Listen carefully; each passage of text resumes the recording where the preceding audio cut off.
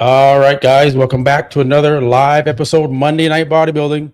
Every night on Mondays, 6 p.m. Pacific Standard Time, 9 p.m. Eastern. We got Phil, the Jamaican Tank Clayhar. Welcome back, brother. Right. You doing good? Good. Yeah. Yeah, doing good, All man. right. Good. Made it through another weekend. And, there's actually a bit to talk about, even though there's no shows. So this is, again, as I say, this is the dead season right now. So guys, I'll let you guys join in here. Let me know if the sound is okay. You can hear us okay. Just say yes in the chat. Make sure to vote in the live chat poll. I have Will Nick Walker win the 2026 Arnold Classic. Right now, 73% say no, 27% say yes. So everyone, okay, so you can hear us okay? Good. All right, let's make sure I got my other screen up here. Sorry, guys, a little bit late. Had to restart the computer. All right. So, Phil, I think we'll start off with the story about Hadi Choopan and his, fans kind of turning against him.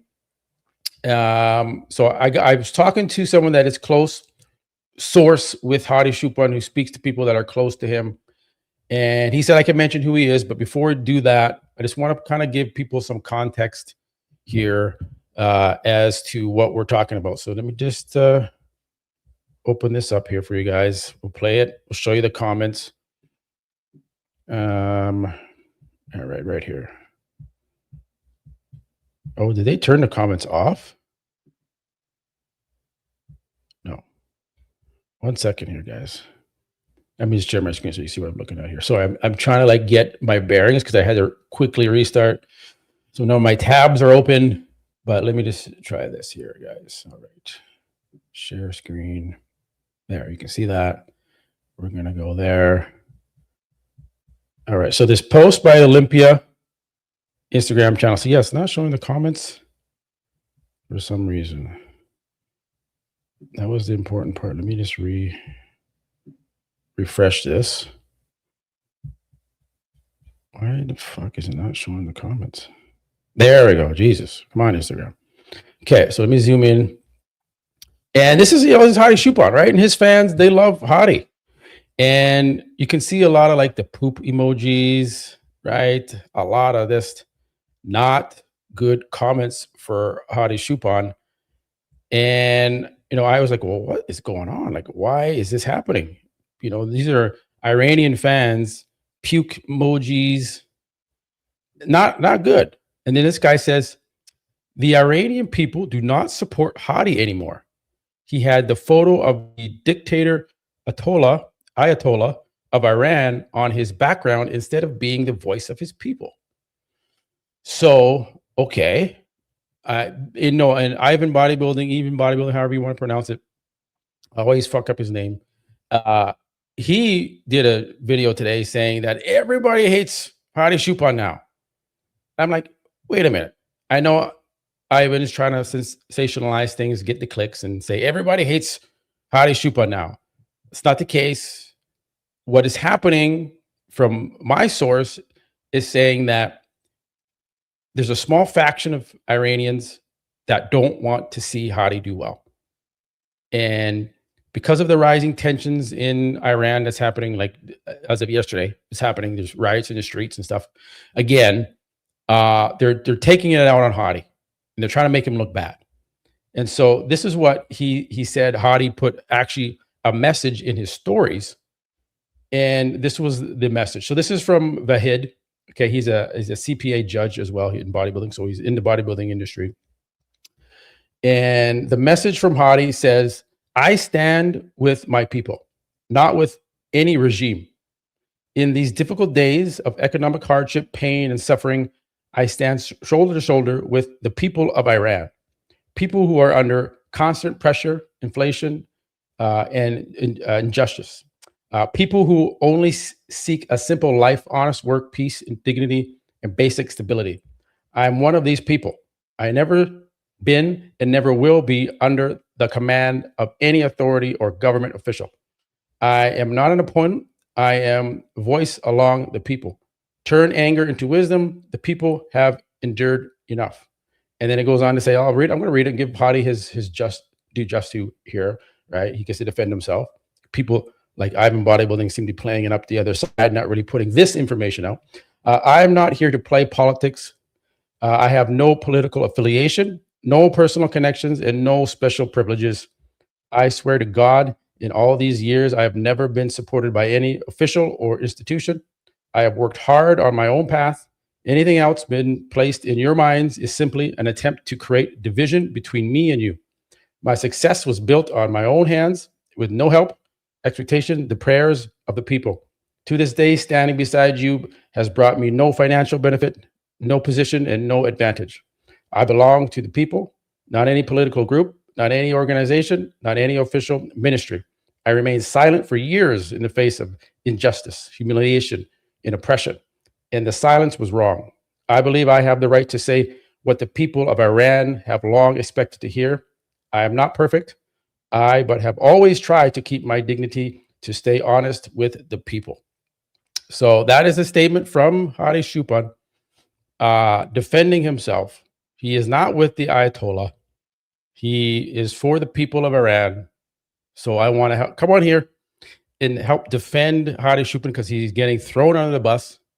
And now the media, like Ivan Bodybuilding, is throwing, Hadi under the bus, saying everyone hates him, which that's a small fraction of people are in the comments doing that. Doesn't mean everybody hates Hadi Shupan. So I want to make sure the narrative is correct out here and that people aren't thinking that. So what's your thoughts on all of this? You've been listening. What's your kind of take on what's going on with Hadi and his fans? To be honest, this is all new to me. I didn't even have no idea this was going on. Yeah, no, I saw this. I saw the comments, and I was like, okay, this is weird because he's got super fans, and for them to be this outspoken against Hadi Shupan is a big deal. So I want to just put that out there and make sure that people realize that this isn't because this could affect Hadi. This could affect him. Maybe this might make it a little bit harder for him to get here now, right? And I don't want him to not be on that Arnold stage because I think if he does show up, he's probably going to win, or Andrew's going to win. And then if he doesn't show up, then it's going to give Nick Walker a little bit easier path forward. And I don't think that's fair. I think Nick needs to battle these guys and win, against stiffer competition versus just getting an easy cakewalk into potentially winning Arnold. So anyways, I wanted to lead the show with that, put that information out there and kind of, get that cleared up for Hadi Shupan. Because I love Hadi. He's a great guy. Works hard. He's a champ. People love him. And to see this happening to him online and social media with some of these bot accounts and these people that are in Iran are trying to take him down, it's just sad because you don't have many Iranian champions. So you got to support your brother, Hadi Shupan, out there. What does this guy say? Damn, Hadi is going in anyways. You can see what he's reading. Why am I sorry, these comments? All right. So that leads me into the next topic here, Phil, that I want to get your reaction to. Now, I want to tell you, Nick Walker. Now, I actually have to go to a different website because remember when I said Nick Walker unblocked me? Okay, he unblocked me. And I was like, oh, okay, great. He's back to the old Nick Walker that can handle it and take, criticism and feedback and not take it personal. Well, he's blocked me again. Second time, Nick Walker has blocked me. And I just got to say, because I had a poll and he saw the poll in my stories where I said, you just ask the question, is Nick Walker's waist actually getting smaller? Because he's working on it. So I put the photo up and I just asked the question. I didn't insinuate anything. And with 70% of people said, no, his waist doesn't look like it's getting smaller. And the majority, 30% said, yeah, his waist looks like it's getting smaller. After that story I posted, he went ahead and blocked me again. And I just Nick Walker, if you're watching, brother, I don't understand why it's getting to you. That just me doing a poll like that or talking about your waist or advocating that you start doing vacuums and work on your waist. I mean, I'm trying to help you. I'm trying to put so much pressure for you to just focus on your waist. I'm not trying to make it worse for you. I'm trying to help you with your waist, Nick Walker. So you focus on it because you're focusing on your quads, you're focusing on trying to get bigger or whatever, and you never talk about your waistline. So now he's starting to talk about his waistline, and I thought that, but I don't know, man. Like for him to go in and block me again, these guys blocking people.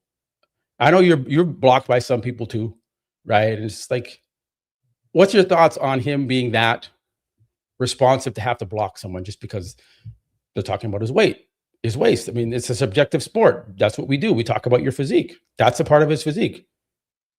Yeah.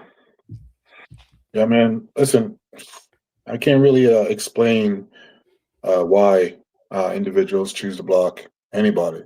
Yeah. When you put yourself, in the limelight on social media, I mean, you got to be ready and willing to accept the good and the bad. So I don't know. I mean, he unblocked you. Well, he blocked you. No, you weren't blocked. Then he blocked you. And he unblocked you and blocked you again. So I really don't have an answer for that. Only Nick does. Look at this. I think it's, I don't want to say, yeah, it's kind of childish, but I mean, it is what it is. Nick's an outstanding bodybuilder. Yep. I don't have nothing against Nick, Nope. and never will. So I don't know. That's just a question. I mean, you just put it out there. If he hears it, probably will answer you why, and we'll see what happens. But I mean, it is what it is. Probably he has his head down and he's focused, and he just don't want to hear the noise. I don't know. Yeah. So it is what it is. I was like, oh yeah, man, Nick's back. He's cool with it again. He can take it, and we can talk about him, and we have fun with it and stuff. But now just couldn't handle it, man. I just get under his skin, I guess, with that. So people talk shit about me all the time. I don't fucking really care. Like, just go to town. You have a freedom of speech. Do what you want to do. But I guess he's just not emotionally tough enough to take criticism from certain people, and it gets to him, and it makes him feel a certain way. So I don't know. It's just interesting to see, but there's a lot of talk about Nick Walker in this goon lighting, and he continues to do it. He doesn't seem to care. And I think on the last week's episode, we said, let's see some photos without the goon lighting, just regular, normal lighting. And he's not doing that. He's doubling down on these type of photos. And like, in your opinion, if everyone is on Phil, does he stand a chance to potentially win the show? Beat Andrew, beat Hadi, beat Martin, all of which have beaten Nick already this year or in 2025. If he comes in a little downsized, does he stand a chance? Or is it just pretty much structurally impossible for Nick to beat these guys based on their structure? And if they come in condition and slightly improved, Martin could come in improved, right? Just by default, what would it take for Nick to surpass these guys? On your opinion, your expertise on this. Listen, Nick has he made it to the top, for a reason. Yes. He's an outstanding bodybuilder. I think that it's open for anyone to win the Arnold. Now, of course, everybody has their opinion, because of the Andrew Jacks and the Adi Chupon. Of course, they're going to try to pinpoint both of those as winning the show. But we've had shows before where everybody pinpoints certain individuals to win, and that's not the case. Mm-hmm. I always believe, and I will never, ever not believe, Nick is a very dangerous bodybuilder. And regardless of what he already knows structurally, he's not structurally pleasing. He's said it plenty of times, so he acknowledges that. But he has also won shows with that same physique, that same freakiness, that same size. So can he do it again? Absolutely. He could possibly win the Arnold.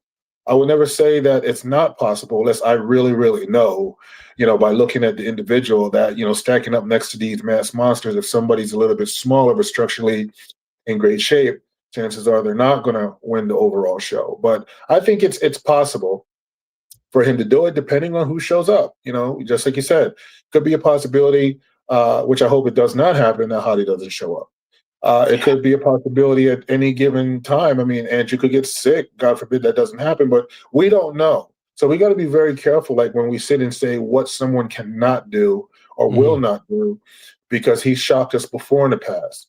I just think that he had a bad season, not necessarily a bad season, but a bad Olympia, and that just dropped his stock a little bit. Can he afford to have it to not? Even if he doesn't win the Arnold and still place high, let's say second or third, the stock is still there. So I believe I would never ever go against Nick, man. Nick is dangerous. And if he comes in on point, he's coaching himself. I think he looks pretty damn good right now with the goon lighting or any lighting. But once again, a lot of these guys look good going into the show, and then when they step on stage, it's another story. So yes, I believe it's a possibility. I would never say he cannot win, but it is a possibility, depending on if everybody. Now, I hope everybody comes on, because if they do, now it's going to be very, very interesting to see how Nick stacks up with the others. Yeah, well said, and I agree 100% with what you're saying. You know, Nick is a great bodybuilder, obviously, right? He's been third in the world on the Olympia stage. He's won an Arnold already. So I never downplay Nick's accomplishments. I always talk about what he's done in the sport, and that he's a great guy. He's funny. He's great for the sport. I want to see him do better. So that's why I'm so hard on his waist, you know, and that if he can fix it, if he can control it better on the stage, that's going to hugely help his chances of winning the Arnold or even the Olympia, if he can get that waist under control. And he seemed to have just really let it go at the Olympia, and even kind of at the Pittsburgh Pro. He was breathing heavily and letting it stick out in between poses. And then he was like getting a massage or something, and there was a video of him relaxing, and it was a massive stomach hanging out. Like he did not care. And he's on camera, but he just let it just hang right out. It was huge. So I'm like, man, Nick, like, come on, like, be conscious of your waist. Don't just let it hang out like you're on vacation or some shit, eating a whole bunch of food, and you're on the beach, just let your stomach hang out. Like, no, there's cameras on you. You're putting it on YouTube, and this is what we see. So it's a very unhealthy look. So that's why I make those comments. I'm like, dude, hold your stomach in. Always be holding it in. So now he's saying he's practicing his vacuum work, and good. And do I think his waist is smaller? I can't necessarily tell. We won't know until we see it on stage. In these photos and stuff, it looks the same to me. It looks typical Nick Walker size here. So we're going to see. And if he can control it, he could do well. But I think people need to not forget about Martin Fitzwater. And if Martin comes in improved, I think there's a chance Martin could potentially win the Arnold. People are talking about Nick Walker winning. Well, Martin beat Sampson already at the Prague. Okay, he got fifth. He could have potentially even been higher at the Olympia. And people are not even talking about Martin winning the Arnold.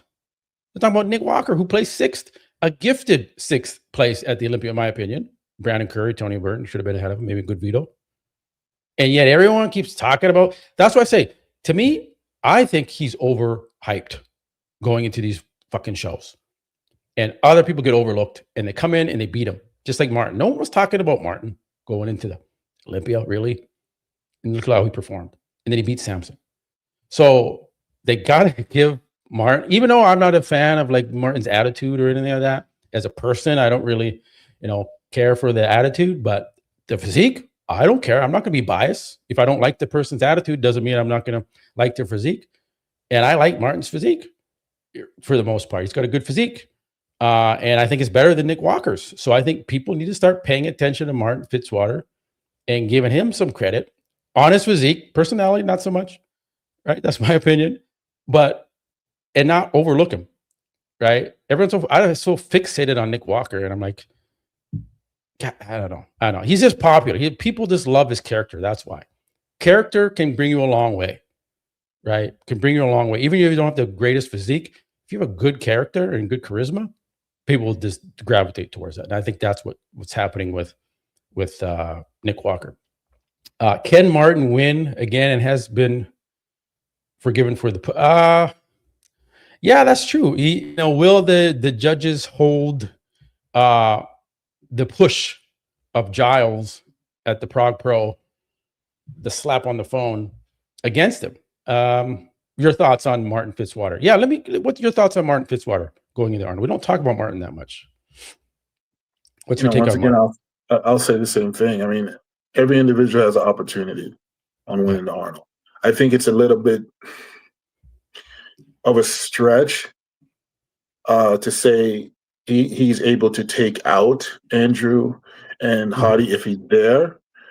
Of course, the only person he has not beaten is Hadi, Yeah. right? Yes, he beat Samson, but regardless, it's a win. But Samson was off. I don't think he could beat on Samson, but that's neither here or there. Um, and he also beat off Nick Walker. He didn't beat Nick Walker in was it Pittsburgh they competed in? No, he's off there. Right. So what I'm saying is like he beat Nick Walker one time, he beat Samson one time, and I'm not taking anything away from the win. Mhm. Uh, if he would have beat on Samson, I'll be sitting here saying, "Oh yeah, Yes, true. it's a big possibility that he's dangerous, right?" If he comes in the shape he did in the last show he was in, or a Yeah. tad better, I think it's going to be hard though to come in a tad better because he came in much better than the Olympia. Um, yeah, I see him. I see him in the mix. I just don't see him. Honestly, my personal opinion, and it's just my opinion. I just don't see him breaking uh, the top two. I don't see that. He can shock us. I just don't see that with the level of competition in there. His stock is very good. I don't think the judges are going to judge him based on what happened Mhm. with Giles. I laugh upon that because I know it would never happen. They say they judge on what's on stage. We all know that's possibly true or possibly not. Yeah. So we'll see. You're right. I don't care for his attitude. I never cared for his attitude even before what he did with Giles. I Yeah. think that he's a A hothead. yes, and he's a little bit immature. But here's the thing.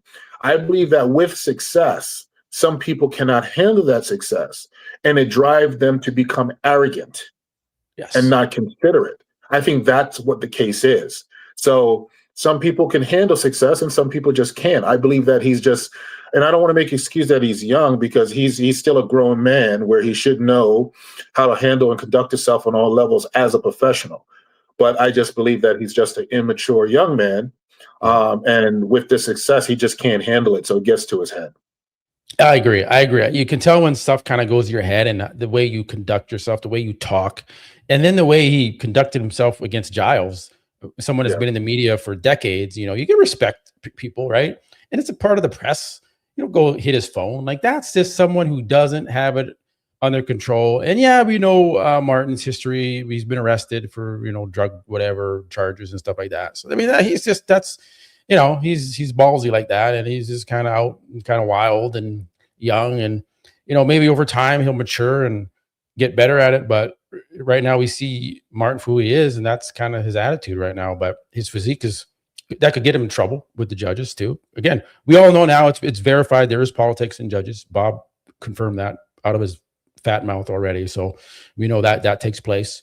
So we don't need to skirt around that issue anymore. The judges do take that and they will hold you against your words. You can't speak freely as an athlete. If you do something and you fuck up as an athlete, they're going to hold it against you on the stage. That's 100%. And look at Phil Clayar. He's a prime example. He spoke out. The rest is history. I'm not Unfortunately. even the only one. I mean, we got Nathan Diasha. We have quite a few Yes. people when Exactly. they speak. Even Sergio.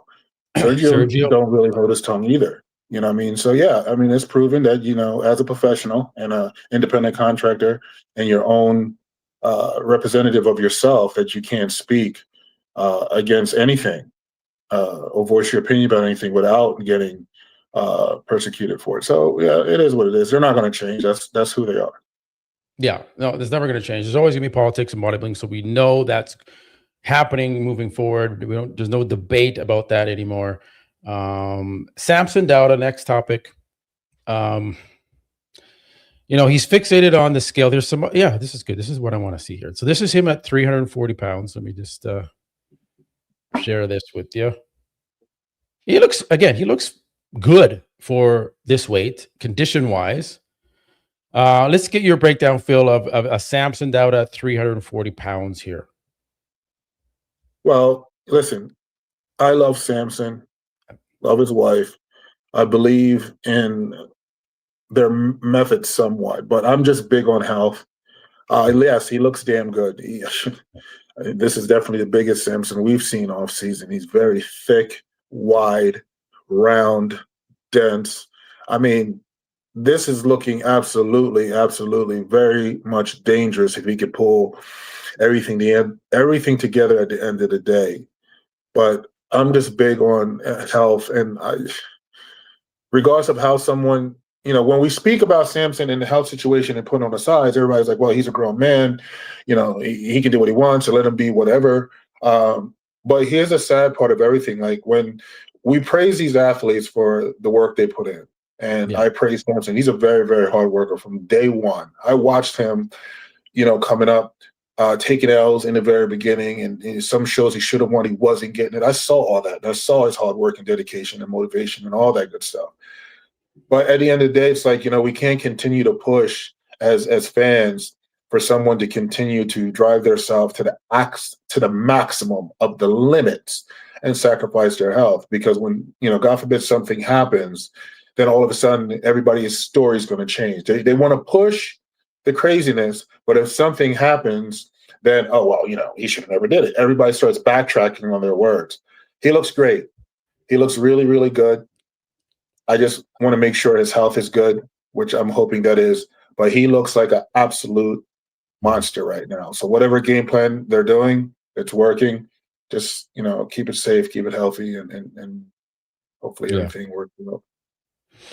Yeah, I agree with that. And you called it on when we were getting ready for the Olympia, and I don't know, it was 5 weeks out or something. And we were watching him train, and you're like, man, he looks a little too down, right? And then that was the case. He was too down. So when Phil comes on here and he says, hey, I'm kind of concerned about his health. Usually, he's been calling it right with Samson and his predictions with Samson. So I agree, man. Like 340 pounds, if he pushes up to 350, is not healthy. Your body at that point thinks you're obese. It doesn't know that it's muscle and stuff like that. It just thinks you're too big for your skeletal frame. You're obese, and your heart could have issues. Breathing, obviously, he's using sleep mask or whatever. So I just, yeah, man, Samson, we love you. We don't want to lose you. Right. It happens. People die from bodybuilding. Right. And then you look at Phil Clayhart. We're going to get into Phil and your updated photos as well. Opposite of that, staying very lean, healthy, doing the cardio, keeping your cardiovascular system running good. It's very important. But there was some videos out about Samson and his biceps. Your take, it is a little lumpy looking. Is that just from the pump, or is there something going on in the arms there? I hope there's not. I hope he's not. Maybe he's doing like just injecting some test or something. So I don't know. I've never done a bicep injection. I'm afraid it would just be still painful. I could never do it. But yeah, I don't think that's what's being done. He's just not. I've been around him. I'm not going to say I spend a lot of time around Samson, but you can be around someone. And one thing, a lot of people could vouch for this. My clients, I had a big Christmas party with a few of my clients, about 23 of them. I couldn't invite them all. It was too many. But just listen to them talk about me in a positive way. Like, I'm trying to listen to every single person. And even Patty and anybody would tell you that knows me. I'm very good with judgment of character and somebody's personality. It is an energy that they put off around me. And Samson's it's positive. You know what I mean? And this guy with this quality of muscle he put on, it's his. I don't believe he's going to add or do anything injection wise to his body. We all, probably not me, but a lot of people, yeah. I mean, when you're sticking so many freaking times, some at a pro level, you're pretty much sticking every day. Yeah. To be able to get it all in, and you got to have places to go. chest, lats, biceps, shoulders, legs, calves. I mean, there's so many different places they can go with it. But no, I don't believe he's putting anything in his biceps. I think that I don't believe at all. Yeah, I don't know. So we can't say he is or he's not. Does it look a little lumpy? Yeah, but who knows? And at this point, it doesn't matter. Obviously, Bob and Dave and Sean don't think injecting these substances into your body parts makes a difference anymore. So I guess it's a free for all, and anything goes in bodybuilding. So we can't really hold that against anybody now because they seem to think it's fine. If you can get away with it and it doesn't look that bad, then go to town, inject the PMMA. Here's the thing, Matt. They didn't do it when they competed. See, that's what really irks me. Like when I listen to these individuals talk, yeah, and they're saying what is okay and do it if you could get away with it and all this negative BS talk, but they didn't do it themselves coming up in a sport. So to sit here and water down the sport that's already in issues to make it look like, come over to the IPB Pro League and inject whatever you want, and you're not going to be marked down. And it's all okay. It's free for all here. I mean, what kind of sign is that showing to any person thinking about competing in the NPC IPB Pro League or thinking about going pro? Oh shit, man! I could get. I'm not going to do that. I mean, for me to win, I have to put this in my body and inject this in my leg, in my arm, my back to be able to be competitive with the elites of the elites in the top 10 in the world. So it doesn't make the IBB Pro League look good at all when I hear these individuals speak like it's okay, that they're given the rings to speak on behalf of them. Tyler said at one point that Bobs do not speak for them, and if they wanted to make a statement, they'll do it themselves on their own channel. I don't believe it, because if someone is going to claim or say, someone's career is done, or you should retire, or you need to start up another league because you have no chance coming back, why don't the pro league now come in and say, well, no, he's wrong? You know what I mean? We never and will never tell someone that they're not going to stand it. You know what I mean? Defend themselves. So when you allow someone to speak on your behalf, so you're saying they're not, and you say nothing, all you hear is crickets, then yes, he's speaking on behalf of the pro league.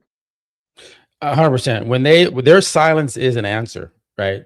If they didn't like, this PMMA and synthol usage, just come out. It's being talked about so much now. It's back. Synthol was talked about before, and then it kind of people forgot about it and didn't really talk about it. Now it's being brought to the limelight again. A lot of it because I talked about, well, first off, Sarah talked about it with Natalia. Then I did the story on it, and then now just everyone's talking about it again. And so good. I'm glad everyone's talking about it again. Should be, right? Maybe more people talk about it, less people will be prone to want to do it if we're going to be really eyeing it now and paying attention to it. So yeah, I agree. Just kind of condoning it and being like, not a big deal, everyone does it type of attitude. I think the pro league should come out and say, no, we don't want to see this stuff. We're definitely against it. It's ruining bodybuilding, and have that type of conversation with the athletes. Maybe some would take it serious and listen and say, hey, we're going to mark you down. If we notice your biceps are lumpy, we notice your delts are pokey and pointy and right, look like there's shit in there, we're going to mark you down. It's going to affect your placings. If Tyler came out and said that, it would have an effect on people because their livelihood, their jobs, this is what they do, try to make a living. So yeah, you got to put some rules in place.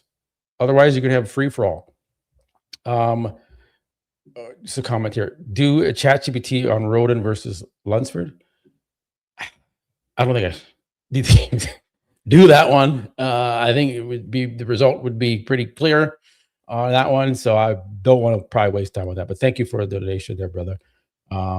Yeah. So anyways, I mean, hey, it's their league. And, there's some, speaking about the league and the Olympia, let's go to Olympia there. They had this documentary come out. It's kind of weird, the documentary. It didn't get, any good reviews or anything like that. It was very, did you watch the Dream Big documentary? Is this the one that came out on Amazon or something? Yeah. Trust me, you're not missing anything. I'm not. Honestly, let me tell you something. I wouldn't waste my time watching any documentary, no disrespect, about them and the Olympia. It's not going to do well. So Yeah. I'll leave it. Exactly. You're correct. It's a flop. It's boring. And there's a video out there, and I'm gonna wait to talk about this. I'm talking to the guy that is kind of talking about this, and he said that this documentary that Jake Wood paid for and had Generation Iron film is just a sales pitch to get the Olympia ready to sell.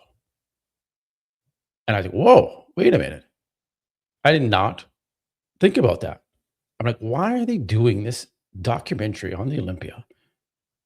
It's been 5 years. As an investor, when you buy something, you usually 5 years is the holding pattern.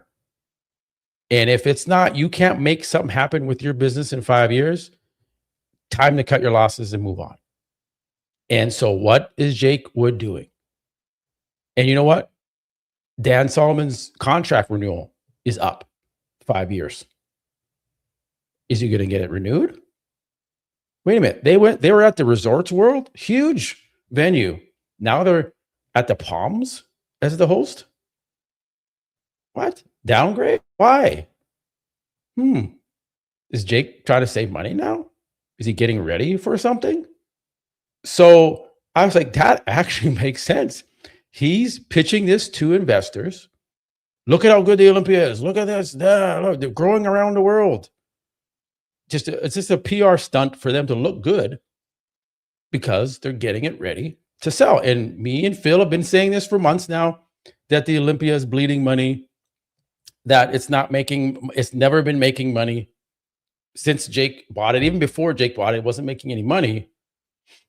And so there could be some major changes coming and potentially new ownership of the Olympia.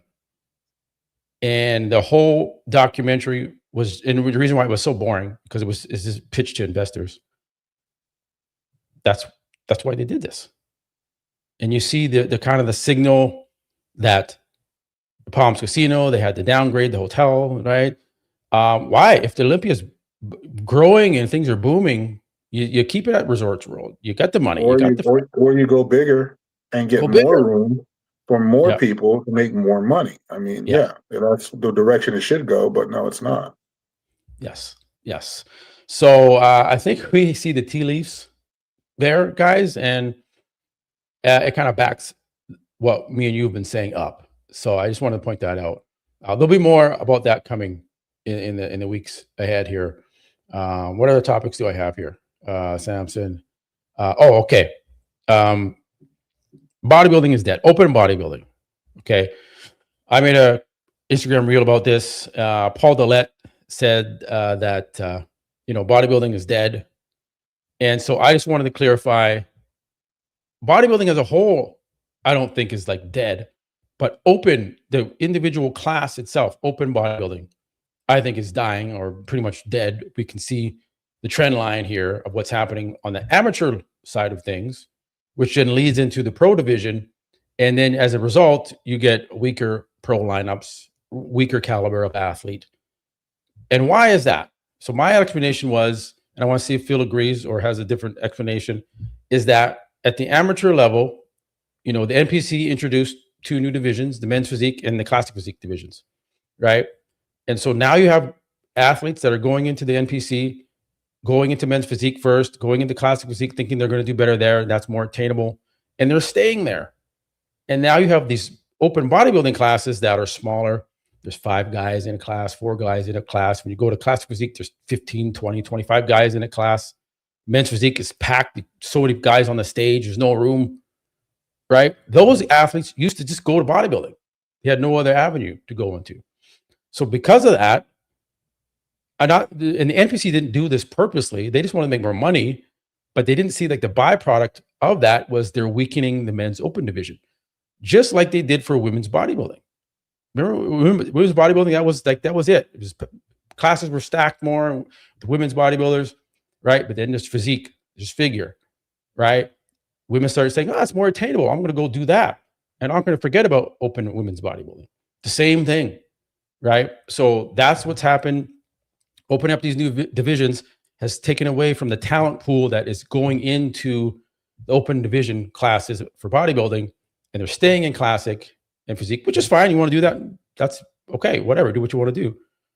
But that is my reasoning. It's not about like Fuad was talking about. Well, it's fine. Give out all these pro cards. What's the big deal? And Lee Labrada was talking about there's too many pro cards being given out. It's not about the pro cards. It's just about the caliber of athlete not being in that open division anymore. So you don't have as good talent in that division, which then leads into the pro division where you have these kind of weaker lineups and you don't have the stack classes you had back in the 90s with LeBron and Cormier and that type of talent coming out of the USAs and the nationals and ready to go pro right away and win a pro show. You don't see the guy that won nationals. He's not going to win no pro show. It's different. Your thoughts on this, Phil, about guys like Labrada and Paul Dillette coming out and saying, and Lee Haney was already on this trend. Yeah, bodybuilding is dead. Yeah. Lee Haney also made another post where he was once again, that's recent. I saw that come up on Facebook. Yeah. About just the structure and the size compared to, and also talking about health. Young people dying. Every time I turn around, I just saw a freaking kid, man. Shit. Yep. What was he? Just the other day. He's like 20-something years old. He was born 1996. Yeah, it's like dead.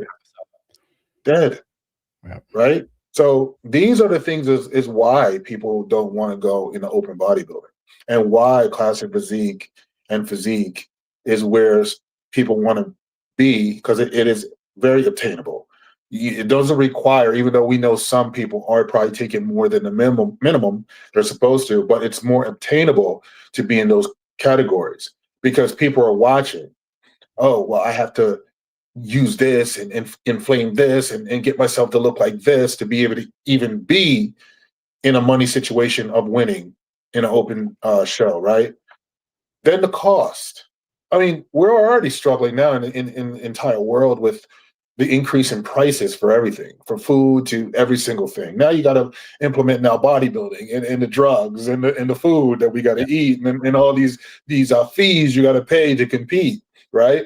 So of course, the talent pool isn't going to be great going into the open bodybuilding. It's not going to be. So even though they consider that, this whole thing as a business,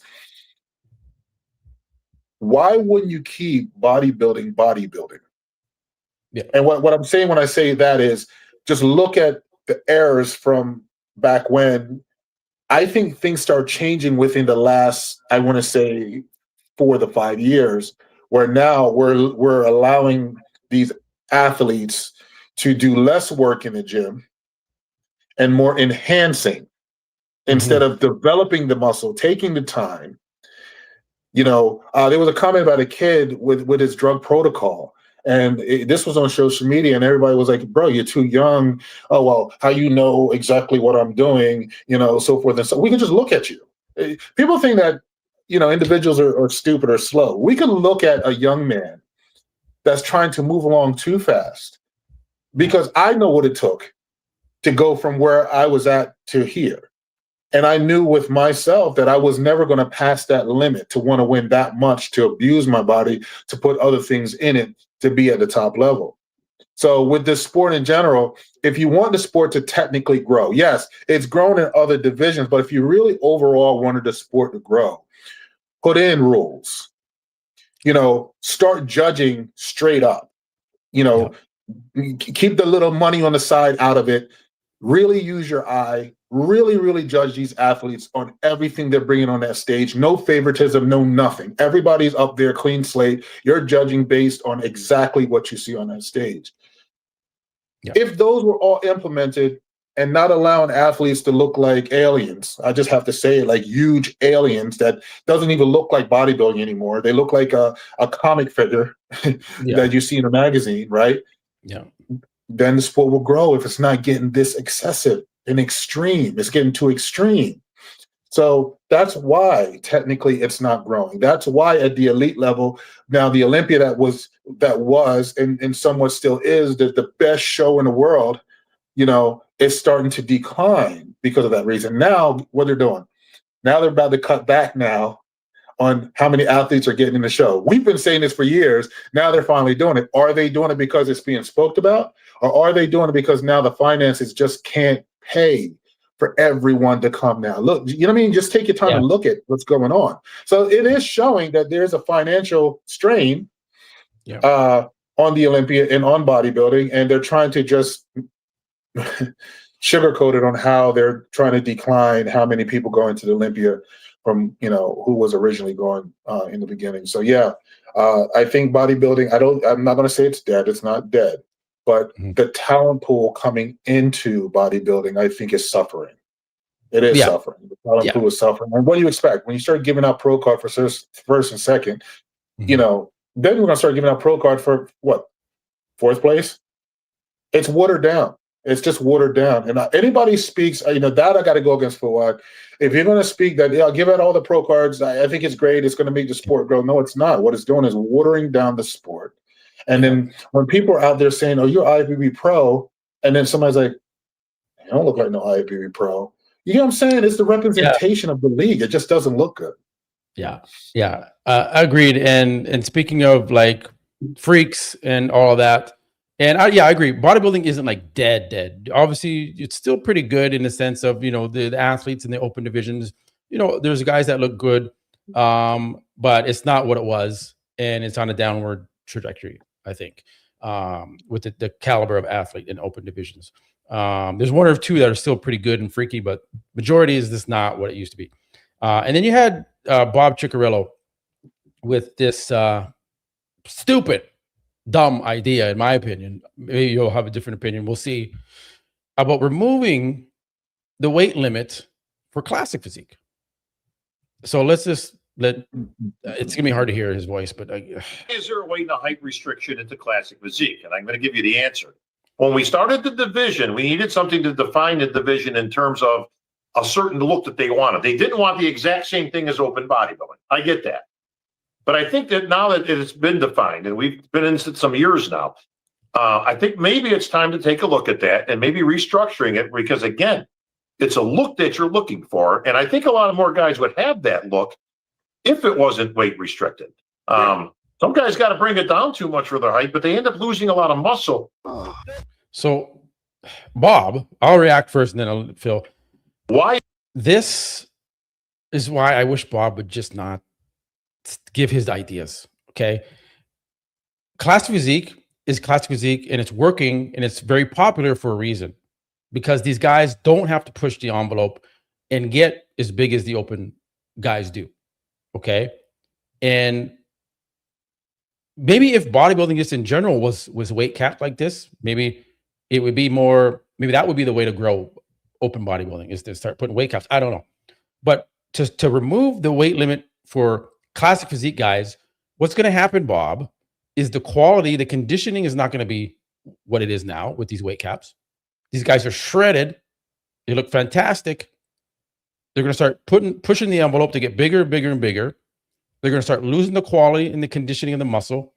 And then they're just going to end up looking like the open division guys that don't have the quality, that aren't as conditioned, right? And they're going to be running more gear. They're going to start put synthol to get bigger biceps. It's just going to be a mess. So Bob is not even thinking about those things. And I'm not sure, then what's the difference between classic and bodybuilding then? If you're going to remove the weight limit and this be a free-for-all. Oh, because it's the look of the classic.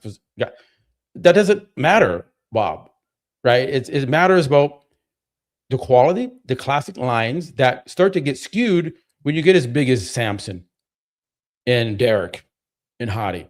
You start to lose that classic look, and you just look like a big, round, beefy bodybuilder, right? So I think it's a dumb suggestion.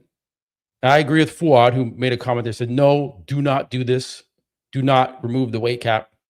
Phil, what's your opinion on either keeping the weight cap or letting it free for all, like Bob fucking is suggesting? No, I'm on board with what you're saying and for what's saying. It just makes no sense. But then again, listen, man, when Bob opened his mouth, it doesn't make sense. So, you know, to sit there, once again, he's okay with all the other substance being in the open. So let's not have a weight carry. Let's just be free for all. Everybody just be freaks in your category. And, you know, we're going to make money if everybody just looks so freaky. And if you die, you die. We just want to get you guys on stage and look the best you could possibly look at any weight. No, man. Once again, like I was saying, rules got to be put in place. You don't take away rules just because. But that's Bob. I just can't say anything much more about that individual. I told you last time, his brain can't catch up with his mouth. Yeah. So he just runs his mouth, whatever comes off his dome, and he don't really give two craps what he's saying. But he knows what he says. It's always we. Why don't he say I think? Why is it always we? Oh, we already established the division now with the weight. So now that it's established, probably we now need, that's what I'm talking about. And that's what the IFBB needs to say. Stop putting we in your mouth, jerk off. Yeah. Say you. We have nothing to do with what you're saying. No. So probably they're giving them the idea. Tell them what to say. We all know. There you go. There you go. You're getting, okay. What they use Bob for is to throw it out there. Just throw it out there, get it in the universe. Let's see how people react to it. And so Bob throws these things out because Tyler or Steve or whoever is talking to him and say, hey man, just throw out the option of like potentially removing the weight limits and see how people respond to it. So Bob is the front man, right? He'll do whatever they say because they pay his bills. And he puts this out there. That could actually be happening where they're lobbing these ideas to him and just put them out there to start the debate. And he does the heavy lifting for them when they don't want to do it. Maybe they're thinking about removing the weight limit and they want Bob to put it out there. But then Bob, why be a hypocrite and be so, stuck on having the 212 division, right? Lee Priest and I am saying, get rid of the 212. But then you're like, well, no, we'll keep the 212. Well, then why have no weight cap for classic? But then you want a weight cap for 212. See, this is how dumb Bob is. He's now being a hypocrite on his own, defiant statement saying, no, we got to keep the 212 because those guys, they need to have a certain look. But then Bob, why don't you apply that to classic physique? See, guys, it's easy to get Bob in his own fucking dumb ideas, right? If you're going to apply that to classic, then Bob, you got to apply it to the 212 division. And Bob, I want you to respond to this. Why are you okay with removing the weight limit from classic, but not from 212? Explain that one. I mean, you have a hard time explaining that one, Bob. I want to see you suffer and quiver and trying to get through the explanation of that. It's going to be hard for you, right? Because you're an idiot. Anyways, I love going in on Bob. It's so easy sometimes. He just makes it too easy. So that was Bob's dumb suggestion, as I put on the thumbnail. Oh, and I was going to have a new nickname for Dave Palumbo. I was going to say Dave Padumbo is going to be his new nickname. Whenever I talk about Dave, I had to throw that in. Dave Padumbo, people in the chat. Give me a thumbs up if you like Dave Padumbo as the new nickname. We got Bob Diccarillo. Now we have Dave Padumbo as the new nickname. So I'm going to throw that one out there because they like to give me nicknames. So I give it back. Derek throws Nick Walker a little bit under the bus. And by saying, well, Nick can win if, Hadi and Andrew are off. Now, is that Derek throwing them under the bus or is that just him speaking facts? And people are taking it as, he's being kind of shady towards Nick Walker because they kind of have a little beef. What do you think? Is he throwing shade or is he just being factual with that statement? That's kind of what I think. They have to be off for him to win. But yeah, I don't think that's a factual. I think that's his opinion. It's not a factual situation. But yes, they do have they do dislike each other. I mean, like we saw the video that was posted. It wasn't this year. I think it was the year before. I may be wrong. Where they're at the airport and Derek was giving Nick a suitcase and Nick just kicked it back, right? So there is. I mean, they had some beef going on for quite some time. I mean, they've been trying to beat each other. I mean, Derek is just winning that fight. Sad to say, but yeah, I just think he's just voicing his opinion. And listen, anything that, and this is what I want to say, anything that anybody, and that's why I can respect, like, people keeping Nick up high and talking very positive and saying that Nick, has a chance on winning the Arnold, because at the end of the day, it's like some people want to downplay it and talk down on him, but Derek does it. But why? I mean, just say, listen, like me, just be open. I mean, you're Mr. Olympia, right? So just instead of throwing shade, just say, hey, listen, anything is possible. You know what I mean? Yeah, Nick is battling these situations, but I respect him as a bodybuilder. And I think that if he brings his best, you know what I mean, and someone possibly is off, or if they're all on and Nick just comes in crazy, anything is possible. He don't have to say Nick's going to win, but anything is possible. When you represent yourself as the Mr. Olympia, this is where you have to be very smart with how you choose your words. Yeah. You are Mr. Olympia. So honestly, you should find to speak in between, but be honest without being a wise ass. Yeah. Like when he made his one video, Nick should be happy to stand next to him. That part, I love Derek, but that part, like, I did not like. I don't like anybody that's standing up for the face of a company, or becoming the face of the company. Conduct yourself as such, as a professional, someone with dignity, and someone with respect. You know what I mean? So you should never, ever, ever downplay anyone. Always say, listen, I'm in this predicament where I can lift up people, and I'm going to lift people up. Now, several years ago, yes, I think Derek was that individual.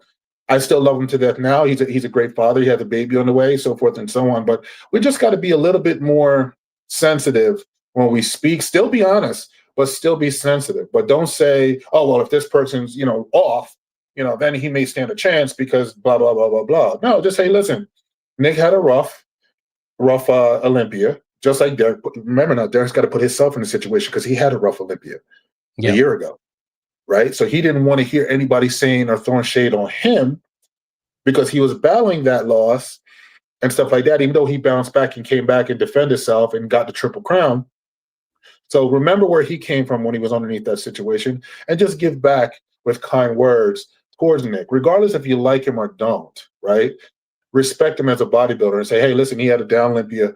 I think it's probable that he will do great. I don't know where anyone's going to place. Of course, everybody's looking at Hadi and Andrew Jack, but I think anything can be possible. Even Martin, even Tonio, anything can be possible if it's that person's day. That's it. Yeah, I agree. And as the face, you want to kind of be the representation of bodybuilding in the Olympia and kind of speak a little bit more neutrally, versus me or you or anyone else that's in the media. We can talk whatever, we can say whatever we want. So there's a little bit different there, but let's just hear what he had to say here, and then we'll kind of go back. Do you see Nick possibly winning the Arnold? If the other guys are off, yeah, he could win. But do they have to be way off, or do they just have to slightly be off? Nick has to bring his Pittsburgh look, and those other guys have to be a little bit off, I think. Yeah. Because this is something that I said when I said the other guys are off. When I mean off, I mean like they don't have to show up fat. You know what I'm saying? I just don't. I don't think Hadi is going to be that far off, though. Do you? So yeah, I can see what you're saying. He's being a little, he could have worded it a little different. But he's like, basically, Nick can pretty much only win if those guys are a little bit off. So yeah, I think it's just, he's kind of still young too, right? He's in his early 30s, I think. Yeah. And just hasn't gotten their maturity level to just be like, brush it off. I don't care. Nick, picks at me and, pushed my suitcase at the airport and disrespected me, but I don't care. I'll take the high road. Yeah. And well, let's acknowledge that his Pittsburgh look was great. He's acknowledging that because I think he did look great at Pittsburgh, even though Nick is saying he don't believe he looked that great, which that's the part that confuses me, because I think he did, but he's saying he didn't, and then he stayed with his coach, and then after Olympia he made the decision to move on from him. But I think his Pittsburgh look was phenomenal, and I think that if he brought that and just keep that stomach under control, that's just a big thing. Keeping the stomach under control in every transaction and every time he moves and transactions, I think it will be great. I really do. So it's just a matter of what we're going to see. I hope and pray we see a really good Nick Walker. And we see a really, really good battle, regardless of who pulls that show out. But I'm going to root for Nick to bring his best, and we'll see. Yes, I hope he brings his best. I want to see a battle. They said, Matt, you said the same as Derek. Yeah, I do say the same as Derek, but I'm not the face of, I'm not the Mr. Olympia champion, so I can kind of get away with saying a lot of shit that these guys wouldn't necessarily get away with. But it is what it is there. I agree with Phil. I hope it's a battle on that stage. I hope Nick brings his best. I hope Hadi and Andrew and Martin, Brandon Curry, let's not forget. Tonio Burton is not doing the Arnold. No, no, this is messy. So I thought I he guess was. So what happened? He just made a comment that he was, because he was on the list, right? yes, yeah, Right. yeah. I think he actually did sign up in like October or something, and then he pulled out because of family things, and maybe he didn't notify them or something. So now, yeah.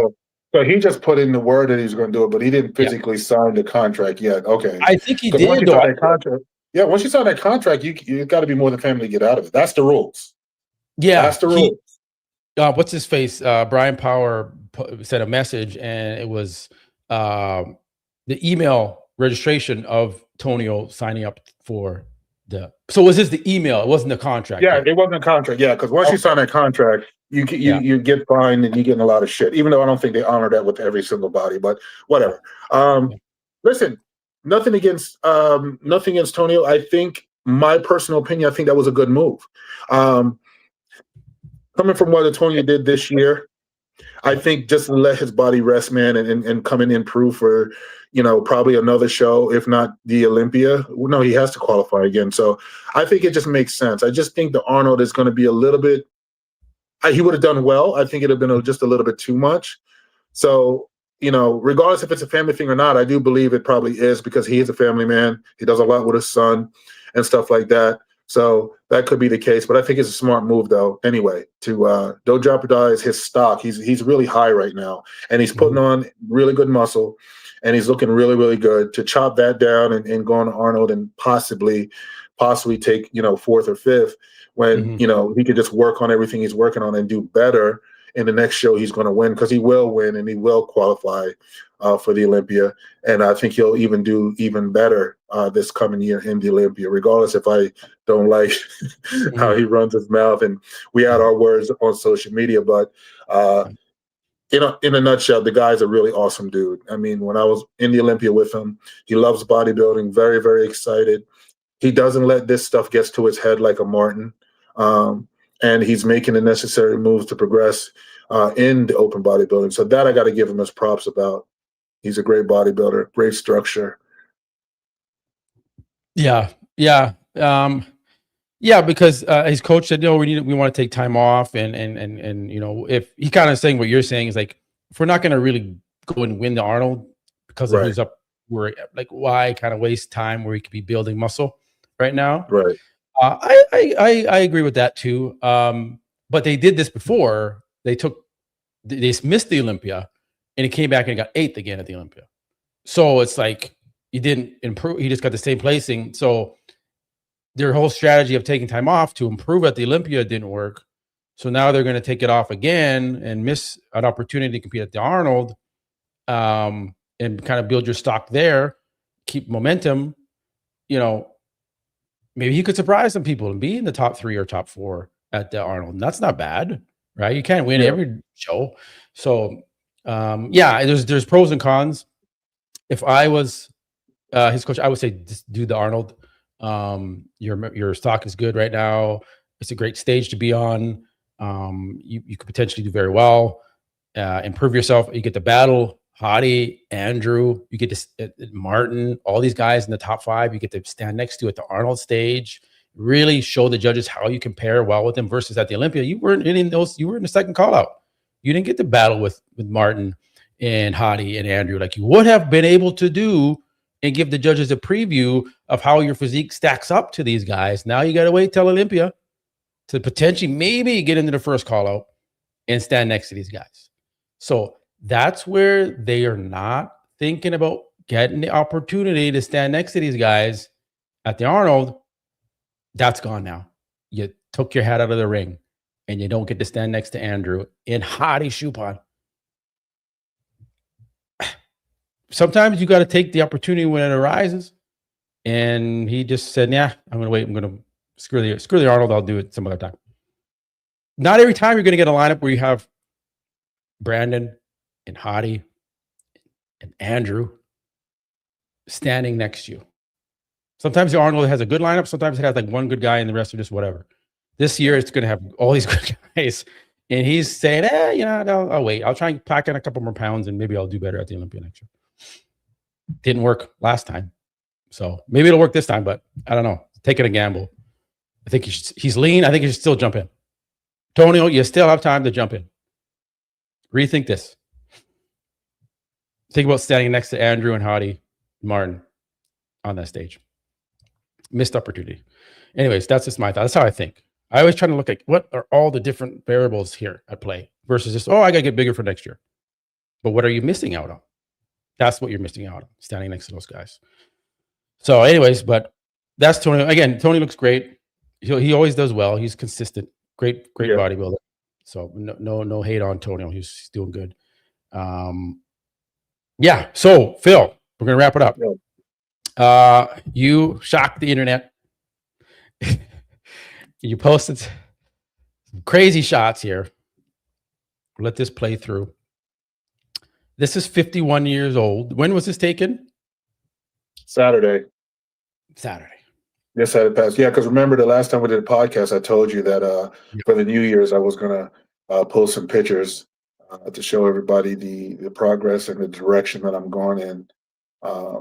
Just being my age, just being a representative, honestly, of one, embracing my age, two, staying healthy, showing people that a lot is possible without doing tons of anything, staying blessed, aging very, very well. And, I couldn't do this, honestly, I just have to mention it, without my team behind me, Evolving Vitality. They're big. They're one of the big parts of this, staying on track with my blood work. And, anybody, listen, I know there's a lot of juvenation clinics out there, but there's nothing like these two gentlemen, man, Matt and Michael, nothing like these guys. They're all retired vets, ex-police officers. They invested their time in me. I'm very humble, and I'm going to say it. I don't consider myself as anybody. I'm just a young man that came up in the sport of bodybuilding, looking to achieve, my best, looking at Ronnie Coleman, Lee Haney, Frank Zane, and all these guys as a young bodybuilder up and coming in the sport. Never thought I would ever be on a pro stage, honestly. Never thought. Wasn't thinking about going pro at all until, early in my career, Jay Cutler is the one that told me I had everything it took to go pro. He was guest posing in New Jersey at one of the Gold Classic shows, and his word is what took me off from there. And that's why I get upset with the whole thing going on with the IFBB Pro League and the NPC, because I saw how I came up in the sport with tons and tons of competition. Didn't touch any drugs until I was about 32, 33 years old. So I was all natural, winning tons of shows against guys that was on loaded drugs, right? So longevity, that's what I'm showing, and showing the world that, everything is possible by staying healthy. You can keep that quality skin, you could keep that quality muscle, that quality structure with hard work. I'm not pounding heavy weight.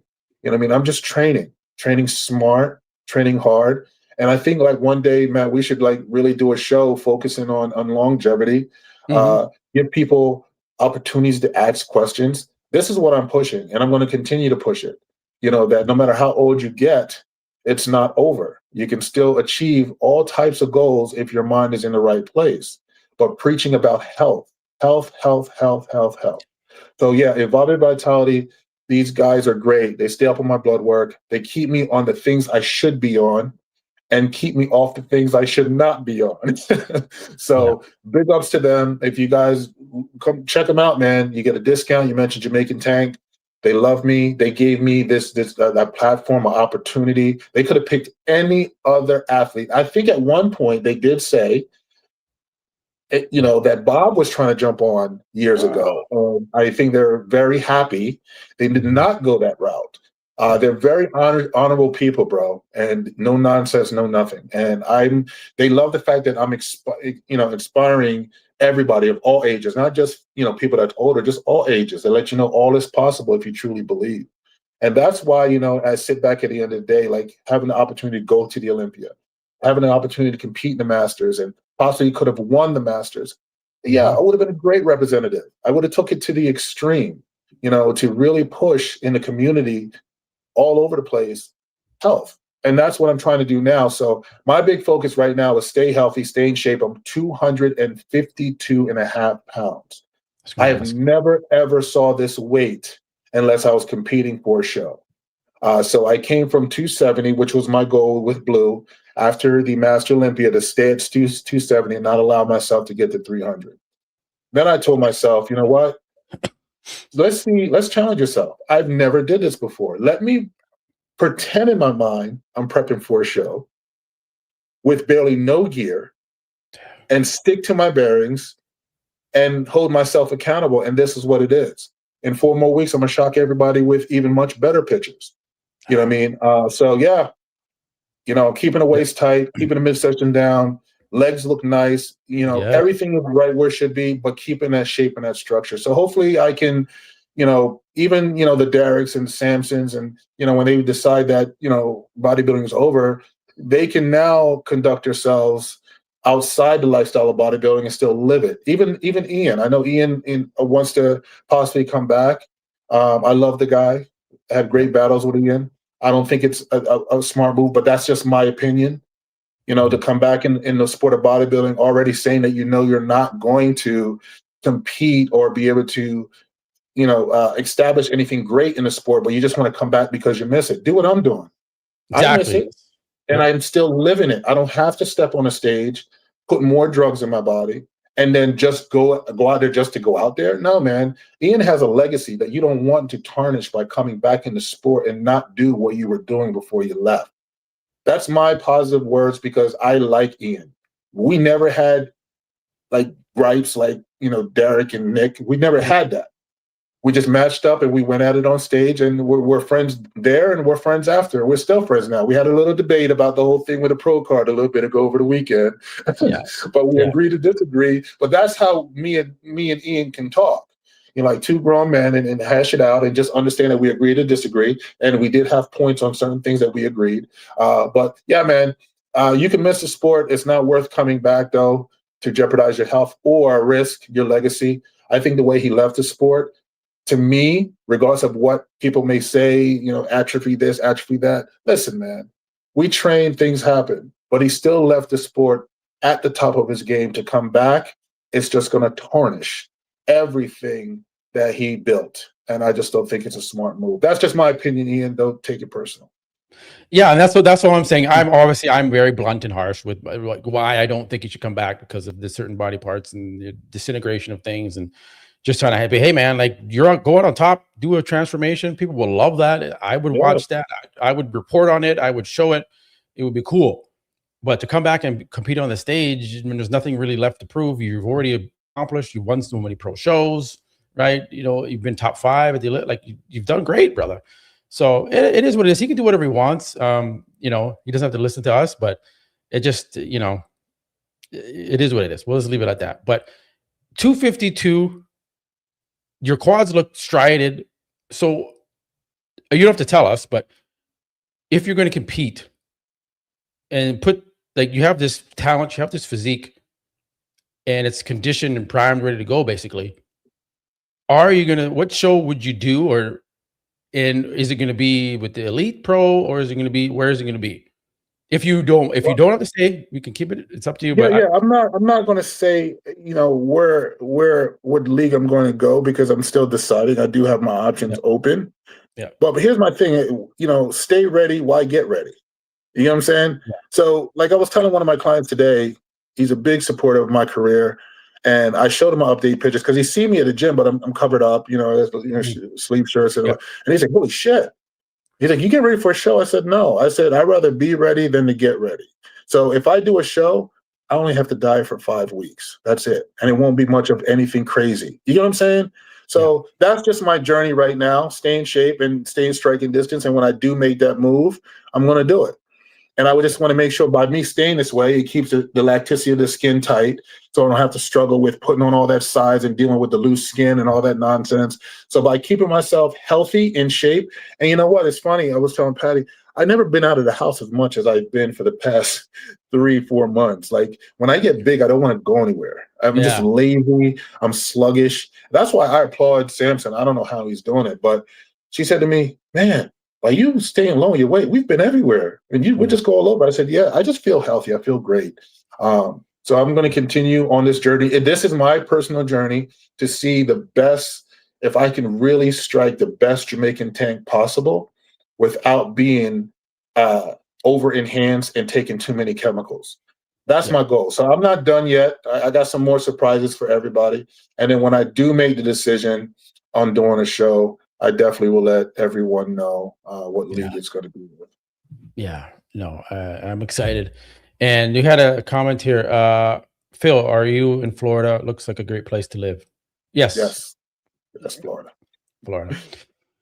Love Florida. Well, yeah, we'll definitely talk more about, you know, the company that you're with and longevity in the sport and do some questions and answers about that and what you do and your diet and kind of I think that'd be good, Matt. I think we'll get so many people tuning in because somebody did make a comment about that on one of your pages. You know, it was like, you know, we need to find ways to not be so negative and let's do some inspirational, inspiring stuff. This is the perfect time to do it before the season starts.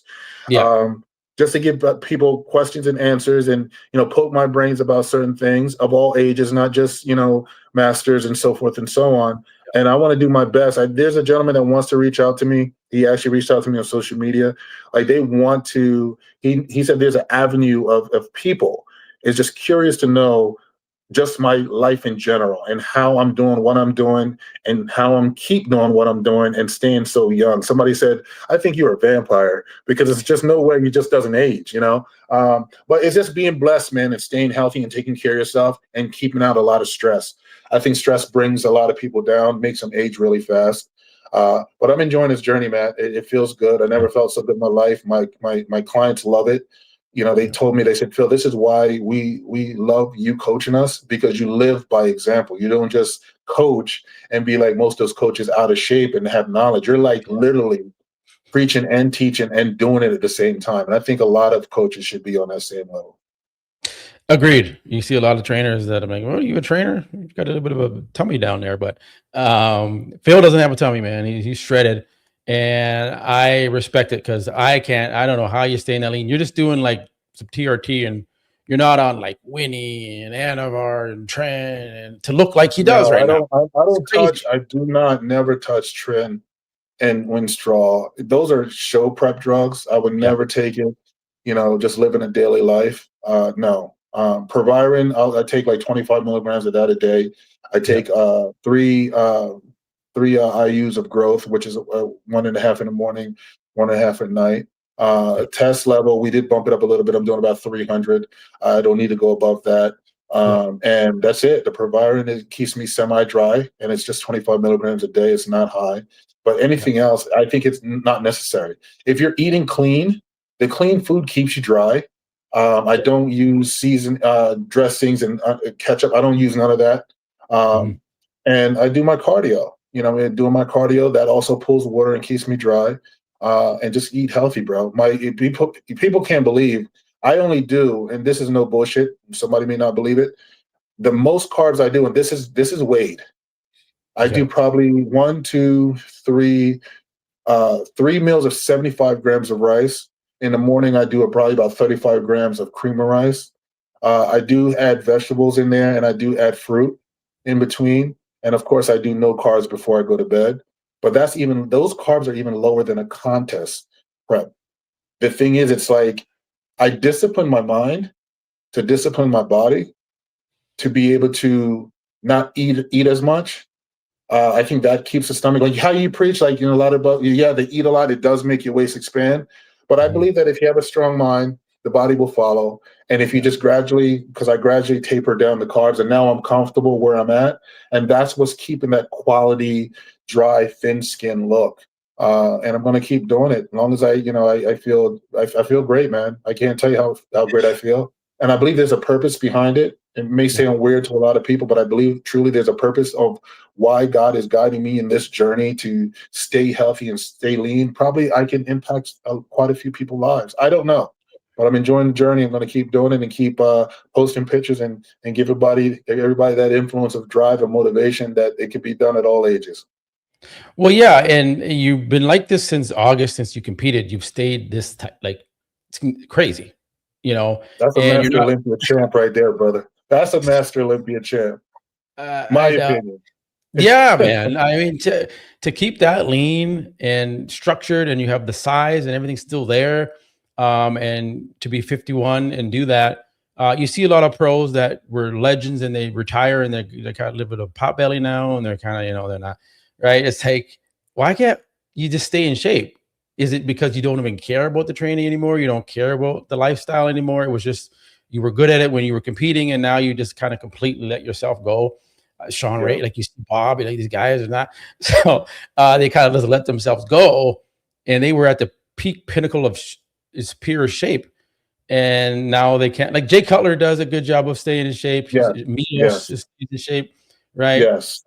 Dennis James Jackson is staying in good shape. Dorian Yates is in good shape. People may want to throw shade on him, but he is an icon, a legend, and he's still in shape. Labrada. I mean, the list goes on. So there is guys. Possible, Phil Heath is doing okay. Yeah, Phil Heath is still there. So it shows like the longevity there is in bodybuilding, and it's still there. So you can stay in your 50s and look like you're in your 30s and your 40s. So 50 is the new like 30. Could be. Yes, it is. So we're good. Great inspiration from Phil. All right, guys, we will wrap it up there. This is a long one, but this is a good one. Lots of information here, and keep it positive. So we'll keep it going, and we'll be back next week. All right, guys. All right, Peace. Catch you for the next one. Peace. See you guys.